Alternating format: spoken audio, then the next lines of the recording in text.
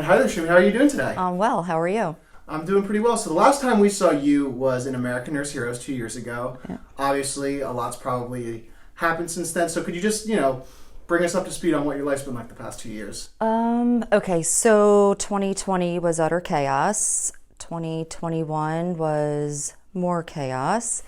2022, things started getting better. 2023, I think we're plateauing. So that is nice. It's refreshing. Well, that's great. So obviously, a lot's changed in the hospital systems with COVID and how that impacted you. It impacted nurses all across the country.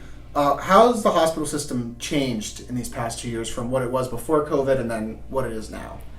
As far as the hospital system, I don't think anything has changed, except I think there's even more of a nursing shortage than ever before. A lot of nurses throughout the pandemic, and especially afterwards, have left the bedside. Some have moved away to other parts of the United States. Mandates had them leave, and just burnout, post-traumatic stress disorder. So a lot of people just couldn't do it anymore.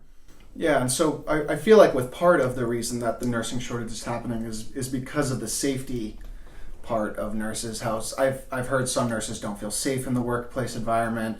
I don't know if that relates to anything that you've done, but if you've seen anything that has sort of been, eye-opening to, wow, this is really not like a safe environment for me to work in, especially with the pandemic and, a deadly disease running through it, it probably heightened those feelings. Did you ever feel that way at all? And what made you feel that way if you did? I felt a lot of fear because I was afraid of running out of PPE. Our community here in Doylestown, Pennsylvania, were amazing in making sure that the nurses of Doylestown Health had proper PPE at all times. So we never really ran out. We did have to reuse N95s.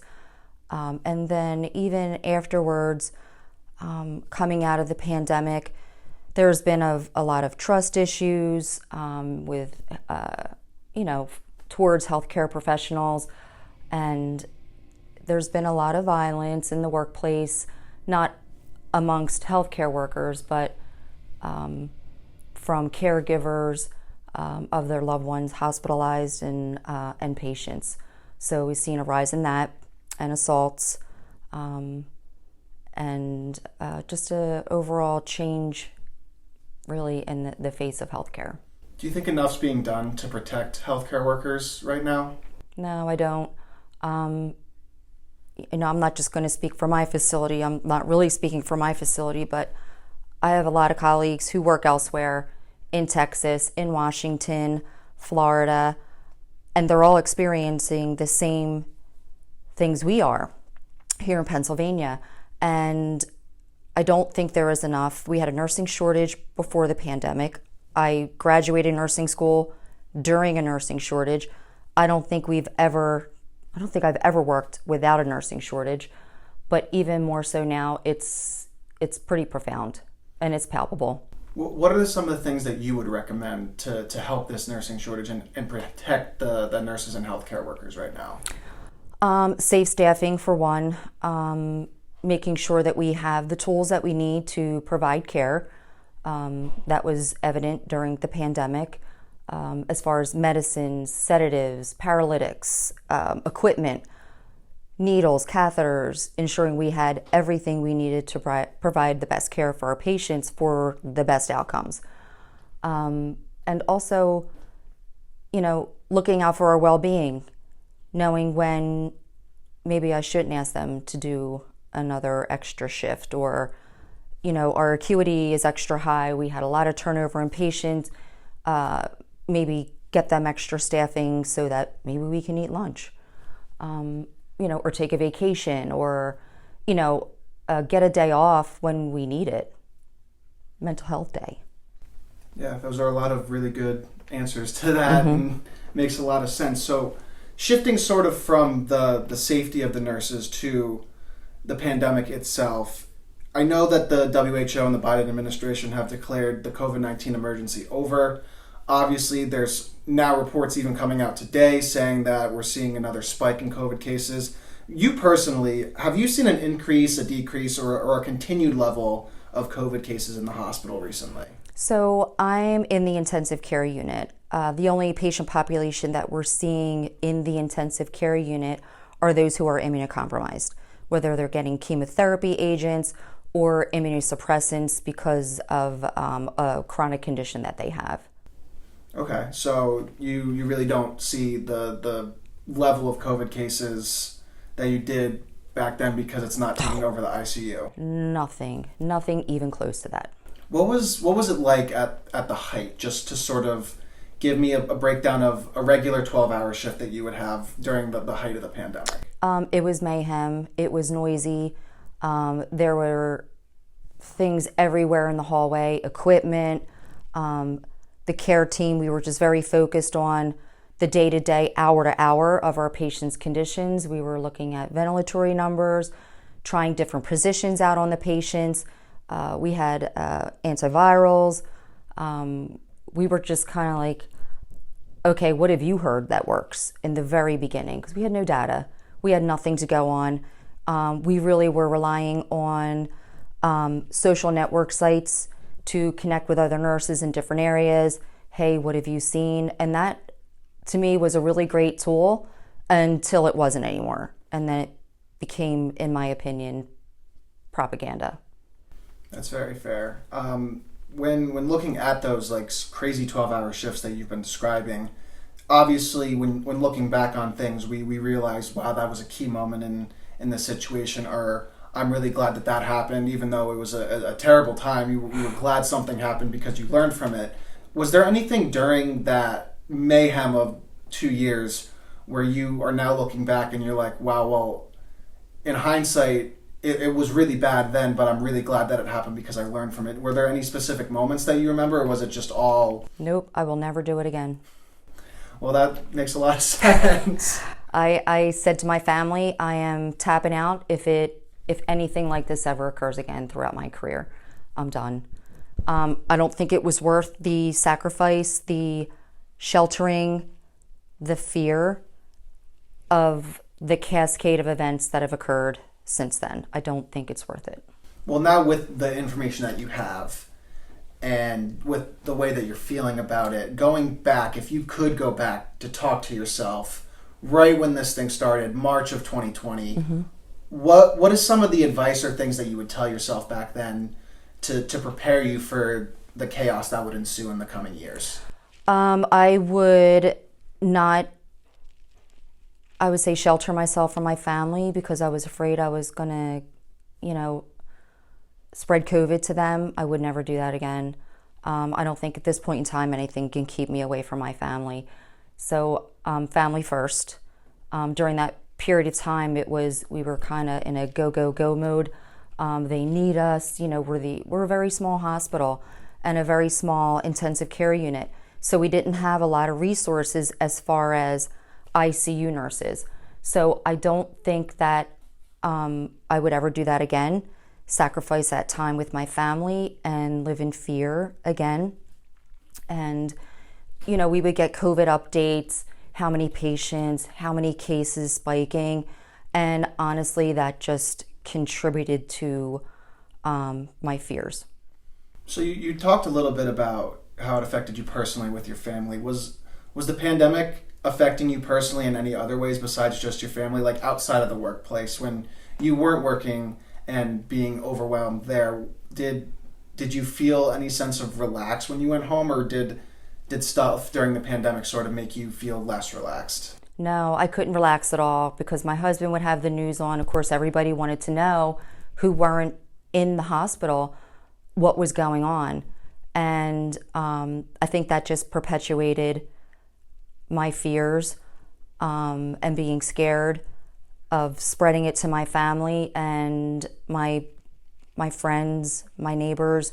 So I really think that I just wouldn't do that anymore. I wouldn't put myself in that position again if something like this were to come down the line. So you did mention it a little bit, and I was going to get to sort of down the line in the future. Obviously, with this pandemic, we did see, as you were mentioning before, a lot of lack of resources. You talked about reusing N95s and all that. With this all, being not brand new because we've gone through pandemics in the past, but more so in like the current age that we live in, do you think that this pandemic sort of highlighted a lot of the problems that we have, and do you think we can fix those problems in the future if another pandemic like this were to come around? Hands down. I think that there could be a huge learning lesson from administrations. There is no representation of nurses anywhere. Like during the pandemic, I didn't see one nurse providing any information to the higher ups in the government. I don't know that there's any nurses currently who are seated at any table that's impacting healthcare or, making healthcare decisions and policies. So I think that needs to change. I had opinions on the rollout of the vaccine. I thought things could have been better. And just from being on the front lines, that's what I'm basing that off of. And it's really disheartening when you hear people even now not even understanding what it was like for frontline nurses in the United States and globally. That this is just a symptom of a chronic problem that has been perpetuated for decades. Wow, so those are some strong statements there, and it's great to let them out and say how you really feel, because you were there. You were doing things that I personally, I'm on the other side of the camera. I'm not in the hospitals doing any of that. So just to hear it from someone who experienced it firsthand gives more of a light to what it was actually like, instead of these are just words that I'm hearing, I can't really or things are like I'm seeing on TV from like newscasters. It's like when it comes from someone like you who was on the front lines and was there, it hits a little harder, because it's a personal experience instead of, well, I heard this from someone or I heard this from someone. It was like, if I were to reiterate your story, I wouldn't be able to have the passion. And we do want to thank you and appreciate you for what you did the past couple of years, because I know it was tough for a lot of nurses and a lot of frontline workers, and for you to put yourself in that situation and make yourself vulnerable to stuff like this, it's really important, and we do want to thank you. And along those lines, now that we've gotten through everything up to the present and all that, what's next for you? What do you want to do from here on out with your life? Do you want to continue nursing? Do you want to go as far as you can? Obviously, you said if another pandemic comes, you would be out. Yeah. Like what comes next for you in your life? So during the pandemic, I got my bachelor's degree in nursing. I've been a nurse for 32 years now. So yeah, it was late in coming, but we were kind of told we needed to have a bachelor's degree. Not that it made me a better nurse or anything, because I think my years of experience have got me to the point where I'm at today. But I would love to be a nurse educator. There are so many needs for nurse educators. I would love to take part in administrative decisions. Just from my experience for many years and what I see. I really want to be positive, be a positive role model, be a positive leader in my profession, and that it is a great profession. I love what I do. Otherwise, I wouldn't have done it for as long as I have. But there's so much more to nursing than just passing out meds. It's knowledge, it's skills, it's an art, it's the nuances of handling a crisis situation for a family. It's a lot of decision-making, teamwork. So it's not just about passing out meds on a daily basis. It's so much more than that. And it's hard not to take, experience some of those experiences home. I do my best. I've been doing much better with that. I'm not going crazy looking on the internet for information of N95s and PPEs and antivirals and treatments. So I'm focusing more when I'm home on my family, my well-being, the well-being of my colleagues. Because we were all hurting. Some of my colleagues are still hurting, and I just look out for each other. Well, amazing. Thank you so much for sitting down and talking with us about this today. Sure. You were fantastic, and we really appreciate it. You're welcome. Thank you so much for having me.